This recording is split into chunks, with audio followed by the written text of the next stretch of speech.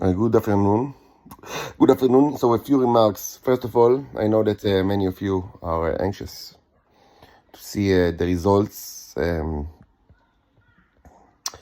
what I put in the freezer 12 slides with various biological samples with various minerals and, of course, my semen and with the entities we call neros, the ring-like creatures. But as I said yesterday, the problem is that I don't have anywhere to walk until now I walked in the balcony in this house. But now, following the court hearing, I can't go there. So I'm basically confined to this room. And just in the last couple of days before the hearing, I sat, took me a lot of time to rearrange stuff in this house. I barely have any place to move here. And so I needed the time just to arrange the stuff in the balcony, which was also filled to the brim with junk. And now I need again to rearrange everything so I'll have a place for the microscope here in my room. I know this all sounds like a bunch of mundane affairs, especially when we are dealing with experiments that might benefit the whole of humankind and that have a tremendous medical value and, of course, tremendous capital value. Commercial value. And it sounds ridiculous that under these circumstances I need to deal with seemingly stupid issues like where the hell could I put the microscope, because I don't have any place to move. But you must understand that this is not a coincidence, and all this does not stem from bad luck or shortcoming of me, or maybe bad character flaws that I have. It's all directed by the Israeli government, and you should understand. You should understand, and by now you should understand that the strategy of the Israeli government, and specifically of the Shabak, when dealing with me for a long time now, was the strategy of attrition. Make every move in his life more and more difficult. Like in Alice in the Mirrorland, make him, force him to run faster and faster just to stay in the same place. This is their strategy. They you know very well that they encircle me, that everyone wants me around me is part of Israeli intelligence, and it always was like that. And their main objective is always to make everything as hard as possible for me. Using whatever means. Either the court, or the police, my own family, the place where I work. Just always make it more and more difficult, so I'll not be able to do anything at all. Of course, use violence. Of course, use mental attrition from the types that, if you are part of the intelligence community, you already possibly know. And I outlined some of these methods here in YouTube, and on other stages as well. It's a continuous mental and physical struggle against a whole state that just want to put you down, to paint you as bad as possible, and of course this all serves the purpose of just make you be as low as possible, so you will not be able to share the world with the remarkable things that you can share with the world. And also, so the message, you will not be able to share your important message, which is the calamities that are on the way. You all know that the Israeli state is going to be destroyed. I don't know if you know that other countries will also in the path to destruction. I don't know what asteroids you already identified using your telescopes. I don't have this information. I know for certain that Israelis know of their demise, and it's only enforce them to act even more in evil ways, and even more brutally, and like the mad dog that they are, because they can't change their ways. It's impossible for the Israelis to change their ways. I said it many times. They are lizard people. Giant alligators. They are resistant to change. Whatever you will do to them will only convince them that to keep pursuing their own way, to be more violent, to be more disgusting.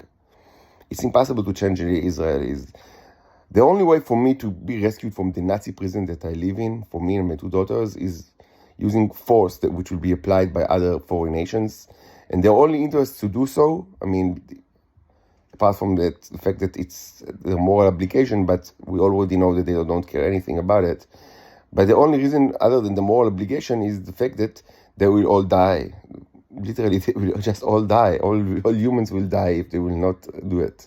And the asteroids are on the way, and you know it. And at least part of that is something that you already know. There is no interest for the Israelis, like immediate interest for the interest for the Israelis to release me from Nazi prison. Following my release, the situation in Israel will only get worse. I promise you that. It's not something that we need to deal with or to negotiate about. There is no negotiation between me and the Israelis. The Israeli Nazi state is on the way down. It will be utterly destroyed, and this will happen even before the asteroid hit Earth, but due to many other reasons. There is nothing that I can or want to offer the Israelis. The only deal here is with the rest of humanity. And the deal is simple. If you want you and your children to live, you need to decide to choose between ego and life. If you choose ego, like Israelis have chosen and reaffirm their choice again and again, then you will continue speaking with the Israelis and negotiating and sitting around the diplomatic table. This is the choice of ego. This is the choice that signifies we know what's best for us. We don't need no foreigner to tell us what to do. We will deal with the situation using our own terms and our own strategies. And basically, we will do nothing but speaking, moving our tongues and mouths. Nothing else will be moved. You'll be moved. This is the choice of ego. And if, on the other hand, you will choose life, the choice of life, you will stop talking with the Israelis and you will stop talking at all. And you will move your arms and hands and legs to rescue the innocent people, to rescue me and my daughters from the Israeli prison. And if you choose life, at least some of you have a future. A future on the face of the earth. There is no other options. There is no other option. You don't have any further paths besides the choice of ego and the choice of life. So, as I said, I want to continue my research and to show you new results, but I literally don't have any place to do it, and I'm exhausted by moving everything around the house, which I've already done during the past maybe 2 weeks.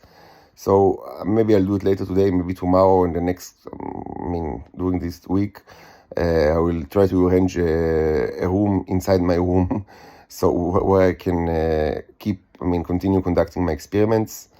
I don't know if the samples in the freezer will be destroyed by them. Maybe it will only get better. I have no idea. We don't know.